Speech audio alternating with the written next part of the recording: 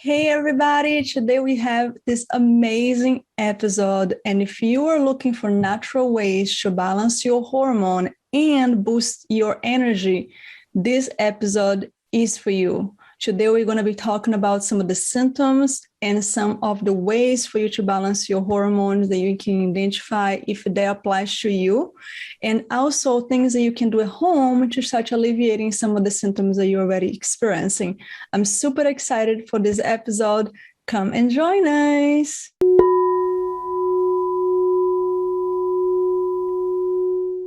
And welcome to Be Healthy Podcast, the best way to discover practical tips and holistic health information from amazing wellness experts, holistic doctors, healers, and even real people with incredible health journey stories to inspire you to become the best version of yourself.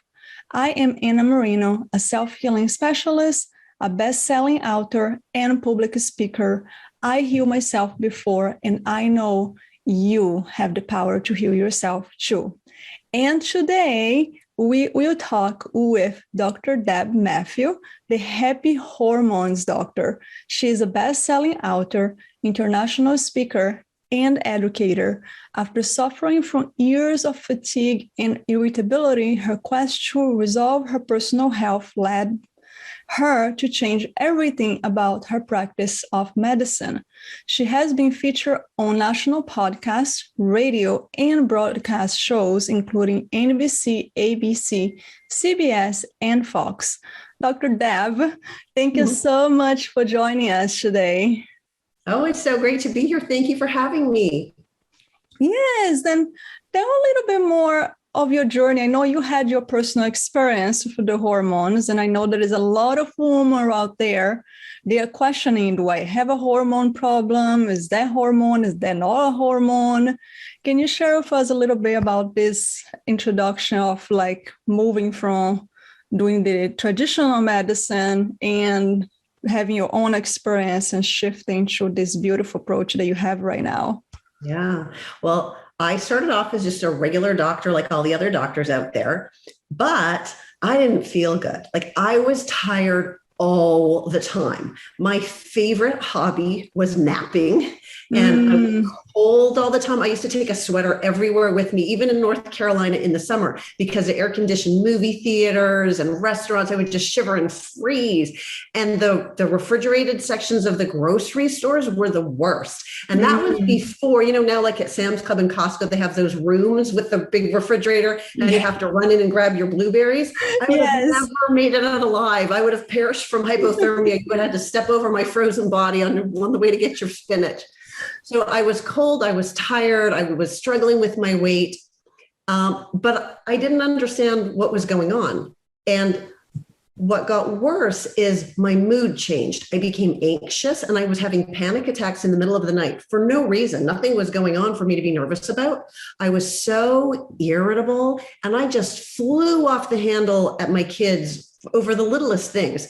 And then I felt so awful. I felt so guilty for being like the worst mom ever.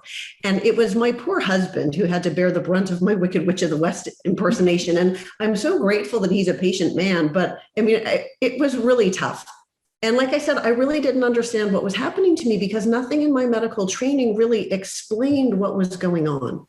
And at the time I was in my late 30s. So I'm not thinking about hormones or menopause, but what really changed for me is I read a book that was written by Suzanne Summers, right? You remember Chrissy Snow from Company, she had the Thigh Master. Yeah. And when I saw that book, I did not want to read it. I mean, you can imagine that doctors don't want to get their medical information from celebrities, but I knew that I had to do something. I knew that something was not right. I knew that this was not normal. And so I read the book, and reading that book changed my entire life because I read all these stories about women who were just like me and how much better they felt when they got their hormones back into balance. And that really allowed me to open my mind and realize there's all of this science that they didn't teach me at medical school. And there are places that I could go and learn because there really is science behind this. It's not woo-woo medicine. Exactly. But it doesn't generally rely on prescription medicines. And so it's just not really a part of our medical curriculum.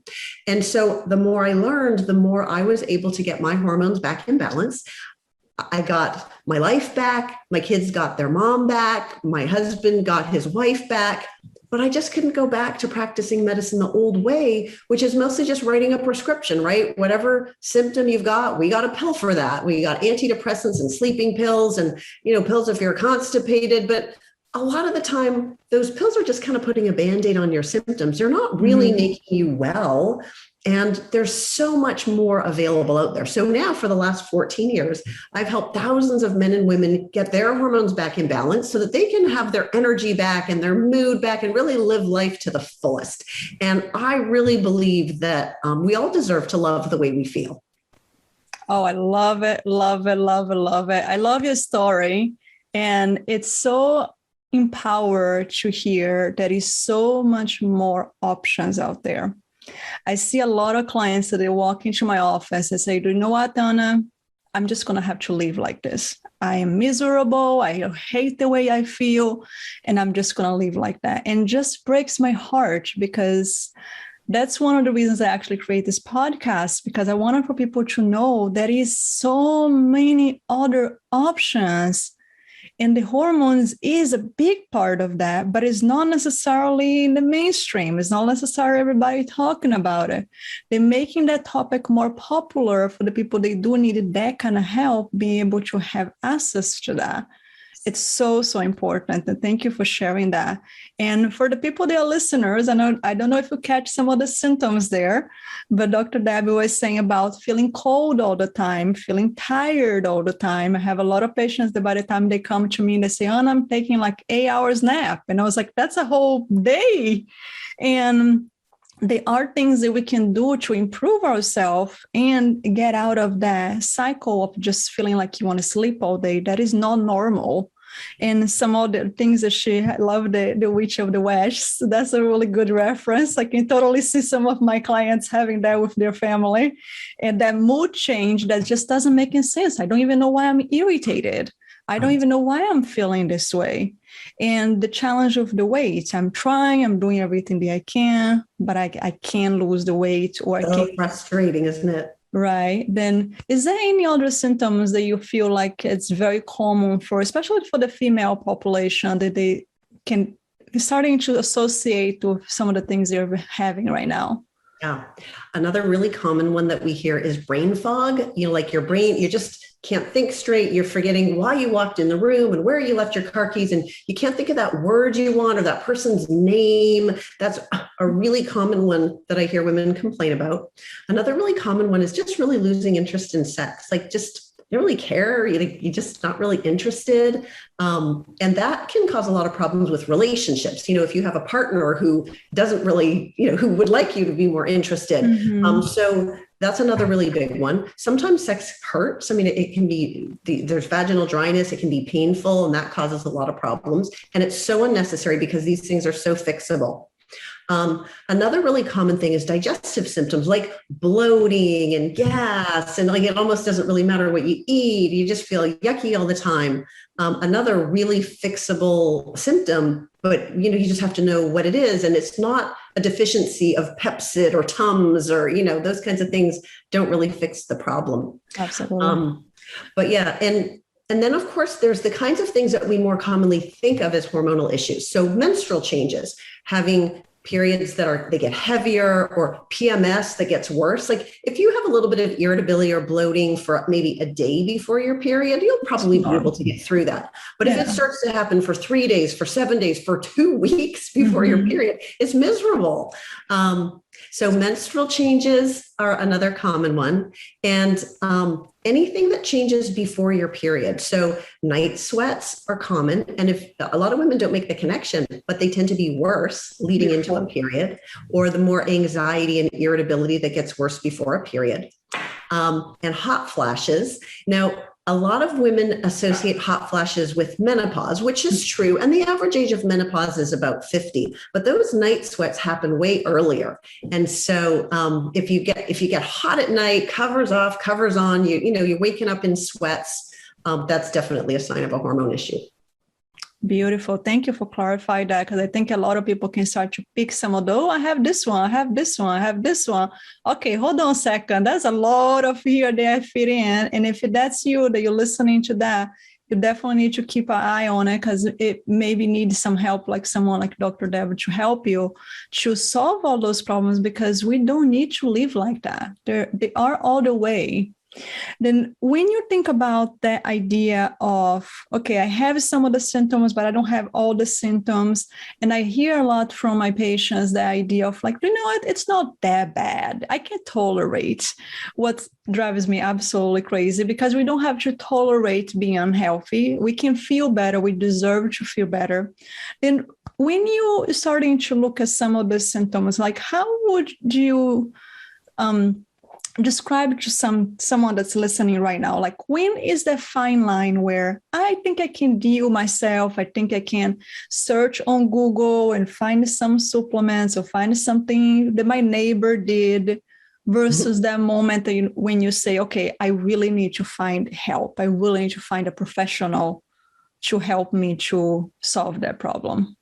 So I guess it depends how much is impacting your quality of life and the people around you. Because the reality is, when we don't feel our best as women, it doesn't just affect us. It affects our kids, our spouses, our job performance, our coworkers. If we're not really at our best, if we're not really fulfilling our full purpose in the world because we're tired and we're just not really feeling it, it doesn't impact people around us. And, one more symptom, if I can just add here, which is one of the most common things that I hear women relate to, is just that feeling of just kind of feeling flat, like not necessarily sobbing and hopeless in the corner, like not full on depressed, but just kind of blah, where you put one foot in front of the other, you make your way through the day, you do what you got to do. If it has to happen today, you'll make it happen. But if it doesn't really have to happen today, you kind of maybe end up just leaving it by the side because you're just not really feeling it. So many women relate to that. Yes. So if you can see that it's impacting people around you, or if it's impacting you, like you don't really feel like playing tennis anymore, or you keep gaining weight, but you just can't get motivated to get your diet back on track or get to the gym, or, if it's impacting the quality of your life, then I think it's really important to do something. And there are some things that we can talk about that women can do for themselves, short of, coming to see a doctor to get help. But I think it's really important to do something, to become aware, to understand, and to not put up with it. Because like you said, you don't have to put up with, being held hostage by your hormones. We all deserve to feel good. And it's not normal to feel this way. It's very common, but it's not normal.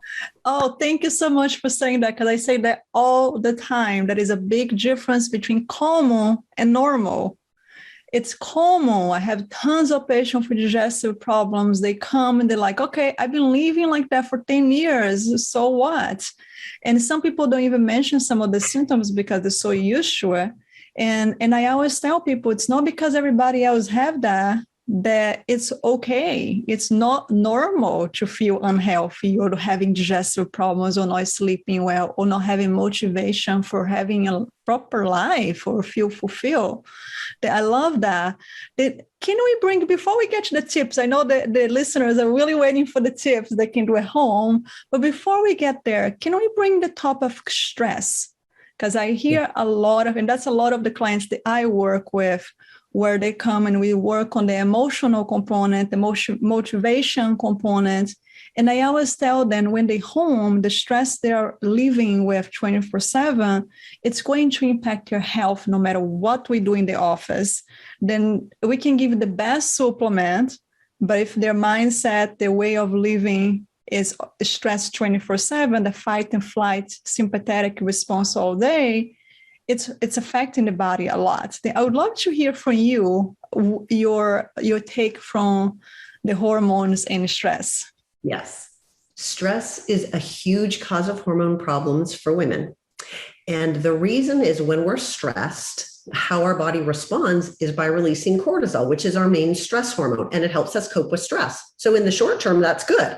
The problem is we tend to have chronic stress day in and day out, and then cortisol levels can become chronically elevated. And when cortisol is chronically elevated, it makes you gain weight, especially on your belly. You don't sleep soundly. It causes food cravings and mood changes, all kinds of things. Everything is a negative. Basically, what it's doing is it's just aging you at an accelerated rate.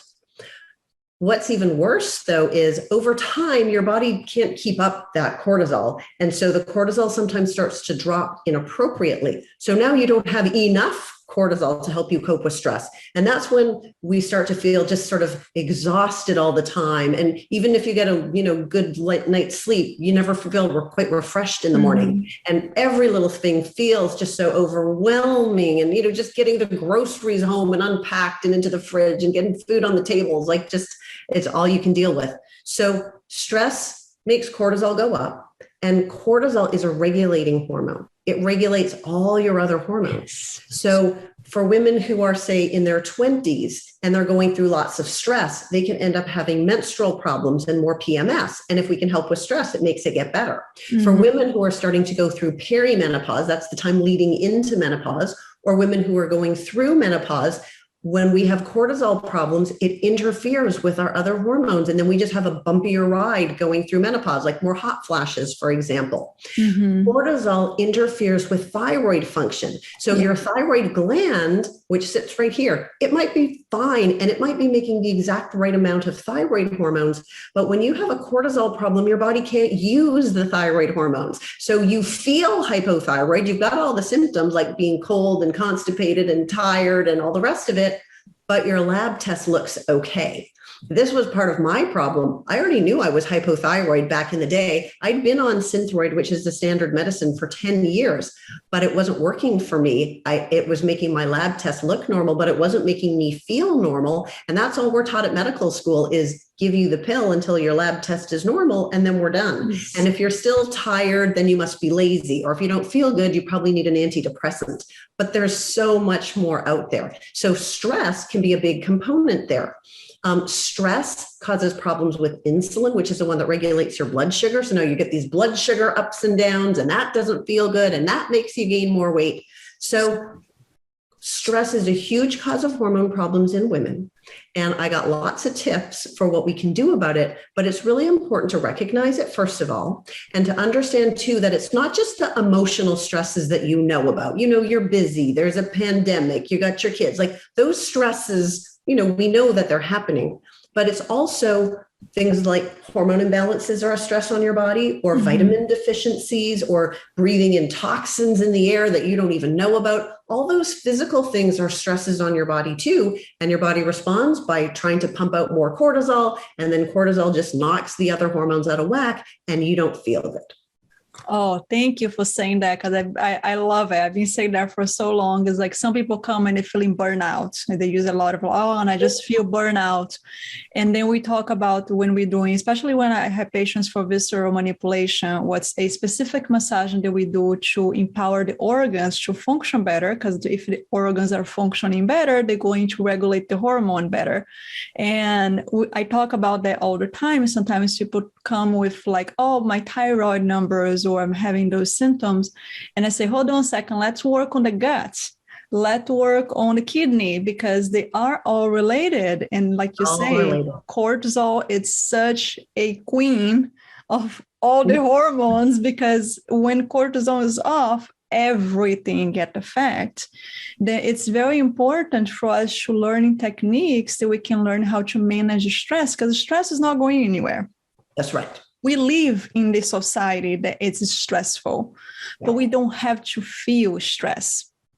Once we learn to shift our perception of things and learn some specific techniques that we can use daily, they are all the way for us to perceive what's happening around us and lower that stress level, and then everything else become happier again. Absolutely. I love that. I love it. I love it. Then let's talk about, let's start with some tips for lowering the cortisol, since that's the big one. Yeah. So I got 3 tips. So the first most important thing for everybody to understand is that it is not so much about how much stress you have in your life. It's how you allow the stress to affect you. So if you are a worrier and you just jump to the worst case possibility and you're so worried about that happening, which it may never even happen, or if you keep going over that same conversation in your head, like, oh my goodness, I can't believe she said that about me. You're just taking that stressful situation and you're making it so much worse. If you are somebody who can be an optimist, a glass half full person, you can see the positive, you can let things go, you can have the exact same amount of stress, but you can really minimize the impact that the stress has on your body and, of course, on your hormones. So, of course, that's a simple thing to say, not so easy to do. And one of the ways that you can, it's really important to learn to catch yourself. If you're thinking those negative thoughts, we call it stinking thinking. If you can catch yourself thinking those negative thoughts, what you want to do is stop and turn your thoughts to something else. Because even if you can't control your stress, you have some control over what you choose to think about. Absolutely. And so sometimes it helps to say the word stop, like out loud, and even put your hand up and say stop. And that kind of triggers your brain so that now you can turn your thoughts towards how, okay, it's the weekend and the sky is blue today. We can always find something good to think about if you really put your mind to it. So that's the first tip, is positive thinking. The second tip is breathing exercises, because when we do nice, deep, slow breaths, that elicits what we call the relaxation response, which is the opposite of the stress response. So we got the stress response, the cortisol, the fight or flight response, and deep, slow breathing can help to really calm that down, switch things back over, calm the cortisol level, and it makes a big difference. Again, it's simple, it's free, anybody can do it. You don't have to have special training or special gym shoes or a membership. You can do it anywhere. So taking a few minutes to do it really matters. And then the third thing is meditation. And meditation is the hardest one of all. It's a skill that you have to learn. Anybody can do it. But what I find, because when I first tried to do it, it was hard. And I sat there and I decided I was going to meditate for 3 minutes the first time I did it. And I remember after about 30 seconds feeling like I was going to have a panic attack. Like, how much longer do I have to sit here? And my brain was going and going. But it is possible to learn, just like you wouldn't get up and run 10 kilometers or 10 miles. You would start by walking. So the same thing. There's lots of apps on your phone. There's an app called Calm and Breathe and Insights Timer. They have these little guided meditations. You can start very tiny, kind of learn your way through, but it's very powerful medicine. If we could somehow find a way to put the benefits of meditation in a pill and just give you the pill, we would totally do it, but that's not how it works. But very powerful medicine. Oh, I love it. I think a lot of people out there would be willing to pay for that pill. It's like, can you just give me a pill that I don't have to do the work? Would that be so much easier? But if you think about it, the work just means you just have to sit still and be calm. Like, it should be so easy, shouldn't it? But I don't know why we find it so hard. I love you saying that, because I think we are so used to. And I usually use the metaphor of running from the lion or running from the tiger. We are always so used to be running, fight, freeze on that sympathetic response all day long, that when we finally pause and we go to the parasympathetic, it feels so strange. It feels so awkward. And our interpretation is, well, if it's strange, it feels uncomfortable. Yeah. And I feel like that's why a lot of people have trouble with that. I think a lot of, especially for us women, I feel like we sort of feel like our place is to serve. And so we're so busy doing for everybody else, our kids, and we look after our parents and our pet and our garden.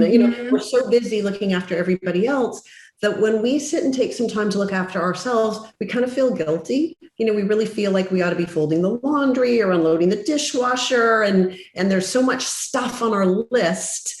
But this is so important. It should be one of our highest priorities to look after ourselves, because of course we can't look after anybody else if we break down and we're not good for anybody at that point. Exactly. And I can totally relate that, because I had that challenge for years where like sitting down and rest was a wasted. It's like, why I'm wasting my time? And I had my own healing experience where I had to get to the point and say, you know what? This is actually helpful. This is not a waste of time. This is something that I need, my body needs, and more than I need, I deserve. Yeah. And I feel like that the deserving piece was like a biggest mindset shift, because I feel like some people walk around with the feeling, oh, I have to do for everybody else, like you say, and I don't deserve to take time for myself because I'm taking away from A, B, and C. And it's not. We deserve to fill up our cup, feel good, then we can do more. I love that. And bringing up what you're saying about meditation, one thing that I teach my clients a lot is the body awareness. And I think that's for the people that are listening right now and have challenge with meditation or pause, instead of you trying to empty your mind, what personally I think that's impossible, I like to observe the body, because that's so much easier than trying to control the mind sometimes. That it can be as simple as feeling the lung expanding, feeling the rib cage, feeling your feet touching the ground, feeling the position of your shoulders. And then the idea of the brain's job is thinking. And when we give something else for the brain to think, it stop worrying or over analyzing things. Then for the people that have challenge with meditation, a lot of my clients feel like that's a good beginning stage where you're still in the pause moment, you're still calming. And there are many other techniques that I use also to calm down the nervous system, because when we calm down the nervous system, everything else would ripple on that area as well. But those are simple things. And for the listeners, I would encourage you, then Dr. Debbie just mentioned 3 excellent tips there to lower your cortisol. And even if you don't have any hormones imbalance, I think everybody can benefit from this, even if you don't have any symptoms. Developing a hormone problem. We can all prevent from developing. Then go ahead and type on the comment which one of those 3 would you like to start this week. And then she mentioned about the positive thinking, and it can be also the breath. And the number 3 was meditation. Then share with us which one you wanted to start. And then I would love to hear how does that start affecting your life. That would be really cool, because I know it's going to make a difference. I love that. Perfect. Okay, then let's shift to the feminine hormone. That's a different set of hormones. We're not going to go to the physiology, because that's a story for another day. That's too long. But we have the cortisol, what's more like the nervous system hormones, and effect on the feminine hormones. But there are also a separate set of hormones that cause different effects and different symptoms. Then for the people that are having more feminine problems, feminine symptoms related, what are some things that people can start doing at home to start to regulate those set of hormones? Yeah. There are a lot of things that we can do with food in order to help our female hormones to get back in balance. So the first thing would be to do your very best to really try to limit sugar in your diet. We know that sugar really acts as a toxin. It causes inflammation. Inflammation throws your hormones out of whack.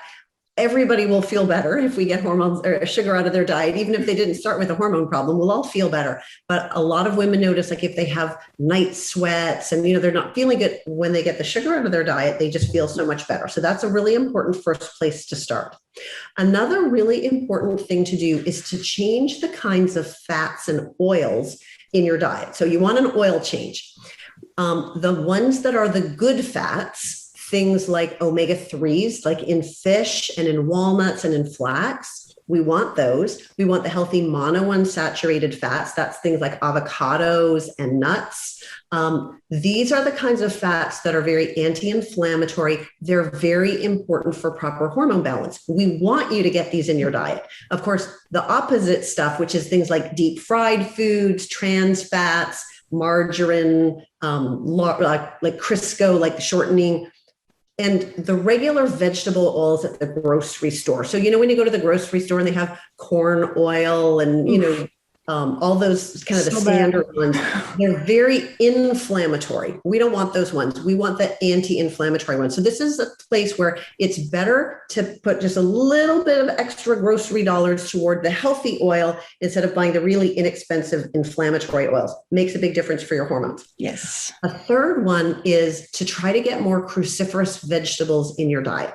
So cruciferous vegetables are things like broccoli, cauliflower, cabbage, kale, Brussels sprouts.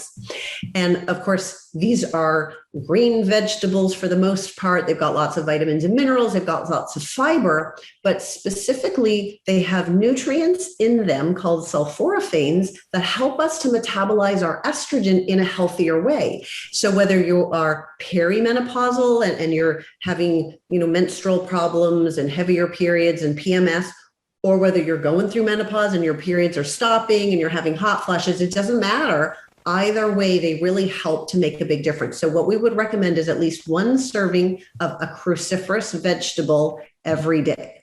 So those would be like my top 3 nutrition tips for starting to get your hormones back in balance. And they really do make a big difference. In fact, in my practice, we often will have women come in, and at the initial visit, we send them off to go get a hormone test done. But in the meantime, we get them started on some nutrition changes. By the time they come back a couple of weeks later to get their hormone levels, they're already feeling better. Oh, that's so good. I love it. Yes, like some just small changes. Like I think sometimes we have this habit of looking for something so complex and complicated and it's going to take so long. And sometimes those are necessary. But like you say, sometimes just making some minor changes for a couple weeks or couple days. Sometimes some of the patients already come back say, oh my gosh, Anna, that made a big difference. And especially with sugar, I think anybody initially, you're probably going to feel worse because you're detoxing, it's addictive. But afterward, there is no one person that ever eliminated or decreased sugar that came back say, oh, I'm feeling worse after that. Or I didn't feel a difference after that, right? That makes a lot of sense there. One question that comes to mind, because I get that question a lot from patients, especially the ones that have digestive problems with the cruciferous vegetables, because they usually increase gas. Yeah, it's hard to digest. It's harder for digestion, especially for the population that's already having digestive problems. Do you have any tip on that for that area? Yeah. One is because they have a lot of fiber, it's hard to digest. So if you're having digestive problems, sometimes it's easier to tolerate when they're cooked. So cooking them breaks down the fiber, makes it easier on your digestion. Another thing that you can do is you can take a nutritional supplement that's got digestive enzymes. And so digestive enzymes are what your body uses to chop up, the fibers to make it easier to digest. But what I would say is, if you are somebody who can't, who has problems like this and you get bloated or you don't tolerate eating these kinds of vegetables, it means there's a problem. And so what we really want to do is we want to fix the problem so that you can eat the vegetables and you don't have to cook them to death and you don't have to swallow a bunch of pills. Perfect. That's it. I love it. Yes, I say that to my patients as well. It's like, that's not normal. If that's not normal. It's common. It is very common, but it's not normal. And I can see also with my patients, and I'm sure you can probably see that as well, people that have allergies and intolerance to food, as they start to get healthier, they're able to reintroduce a lot of the things they couldn't eat before. And cruciferous is usually one good way to just kind of check in. It's like, oh yeah, it is better. That's and right. My body can able to tolerate easier. Because you brought up the digestion, can I make another sort of a comment here, which is that when we want to get hormones into balance, there's so much that can be done. And a lot of women, when we start talking about hormones, they sort of jump to thinking about hormone replacement. But when we want to bring hormones into balance, we actually always look at 4 pillars of health. The first is we want to clear toxins from your system because we're exposed to so many chemicals. A lot of them are hormone disruptors. They cause hormone imbalances. So we need to clear toxins. You need a healthy gut because, you in order to clear yesterday's estrogen out of your system to make way for today's estrogen, you got to poop it out. The bacteria in your gut help you process these hormones. You need a healthy gut to digest and absorb the vitamins and minerals you need to make the hormones. So you need a healthy gut. We need healthy lifestyle habits. We want you to manage stress in a healthy way and move your body and eat the healthy foods. And then we want to think about balancing the hormones. So some women actually do benefit from a natural form of hormone replacement therapy, but that's like the icing on the cake. We would only ever want to put the hormones in a healthy body. So we need to look at the big picture. It's not about going to your doctor and getting a prescription for hormone replacement. Ah, that's so refreshing to hear. Yes, yes, yes. And even with the detox, for example, there are people that come, oh, I started doing this detox and I got worse. It's like, hold on a second, we got to heal the gut first. If the gut is not detoxing, we can't detox anything. Right. It doesn't matter what kind of supplement you're taking to detoxing, it's probably making things worse. Then people got to be aware with the solutions they find on the internet, because sometimes it's not necessarily the best solution out there. And I think that happens a lot, right? Like if we take weight loss, for example, because your hormones tell your body whether to burn fat or store fat. It's not just about how much you eat. I work with so many women who have such good diets and they still can't lose weight because their hormones are out of whack. And so they'll go to, they'll join Planet Fitness and they'll exercise, but they just can't lose weight. Or they'll join Jenny Craig, right? And they're hardly eating anything and they still don't lose weight. But so if you try one thing, or you try this thing, or you try a colon cleanse or whatever, it really works so much better if we address the whole person and we kind of wrap our arms around all of these factors that are working together. That's really when the magic happens and we really can restore wellness. Yes, yes, yes, yes. That's why I was so excited to talk to you, because we talk the same language. It's like we can't address only one piece. It's not just mindset. It's not just like, I'm going to make my hormones balance and I'm going to close my eyes and it's going to happen. It's not like that.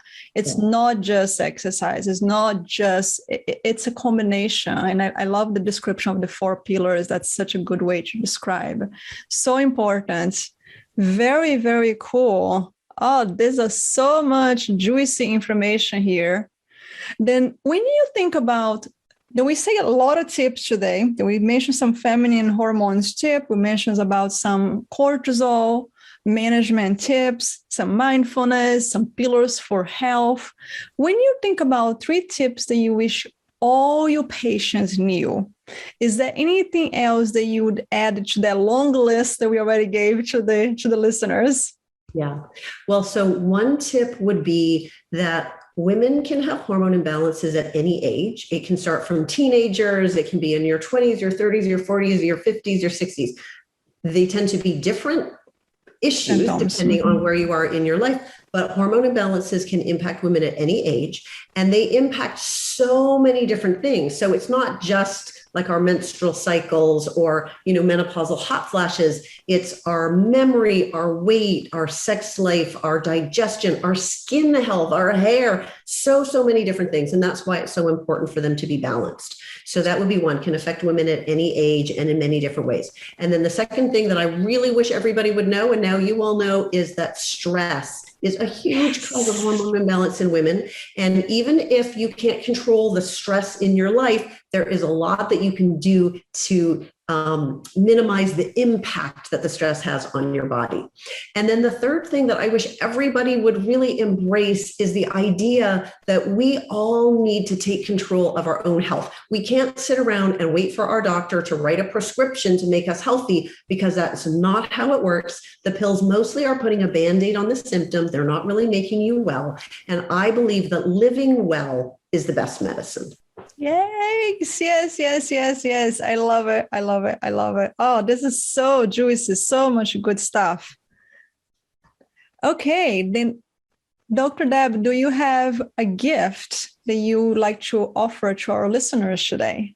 Yeah, I do. So one of the things that's really tricky is, let's say somebody's not feeling good and they're not really sure, like, could it be my hormones? Maybe it's not my hormones. How do I know if it's my hormones? And of course, you can see a doctor and have hormones tested. But if you want to even know if that would be important for you, I have a book that I've written. It is called This Is Not Normal, A Busy Woman's Guide to Symptoms of Hormone Imbalance. And you can have a free copy if you go to the website isityourhormones.com, isityourhormones.com. You can download a free copy. It's got a lot of quizzes. So you can go through, you can do the checkoffs, see what symptoms you're having, and it'll help you understand, Could it be your thyroid? Is it your cortisol? Is it an estrogen problem? So that you can sort of help to figure out, do I really have a hormone problem? Do I need to go get some more help? And it's got tips for, some of these things that we're talking about. How can you naturally start to get your hormones back in balance? Excellent. I think a lot of people can benefit from that. And I will also make sure that I put the link on the show notes that people can come and just click on it and then go make sure that you go grab her book because it sounds amazing. I want to read it too. And I'm so excited to get more information about that, all the natural ways that we can use it. And what is the best way for the listeners to contact you? Yeah, so my website is signaturewellness.org. And on the website, we've got lots of information, lots of explanation for how medicine works this way, because it's very different than what you get when you go to your primary care doctor or your gynecologist. But that's a good place. And there's contact information on there, the phone number and everything. Fantastic. I know you're located in Charlotte, North Carolina. I know we also have listeners for all over. Do you do virtual sessions for the people that are not in Charlotte? So for people in North Carolina, we can do virtual sessions. If somebody is from out of North or South Carolina, they would have to come into the office for the first visit to establish care, and then we can do televisits after that. Oh, fantastic. Okay, then they just come to do a visit to Charlotte, see you, and then they continue their care from their home after that. Fantastic. Okay, that's really good to know. Okay, is there anything else that you'd like to share before we close today? Any extra wisdom? I really appreciate you having me on. This is my passion. I felt terrible for 10 years before I found help and figured out. And I don't want anybody else to have to suffer for 10 years like I did before they find solutions, because solutions are available. You do not have to feel this way. This is not normal, and help is available. Yes, yes, yes, yes, yes.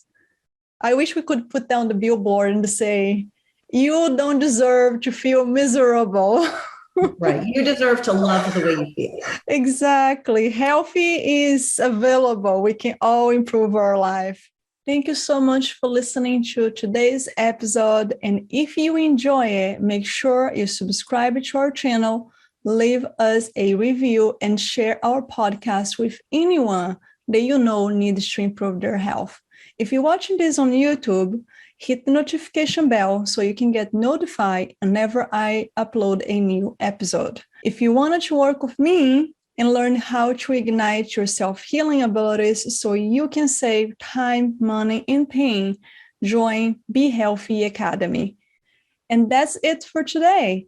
Keep it up with the good work, and I will talk to you later. Until then, be healthy.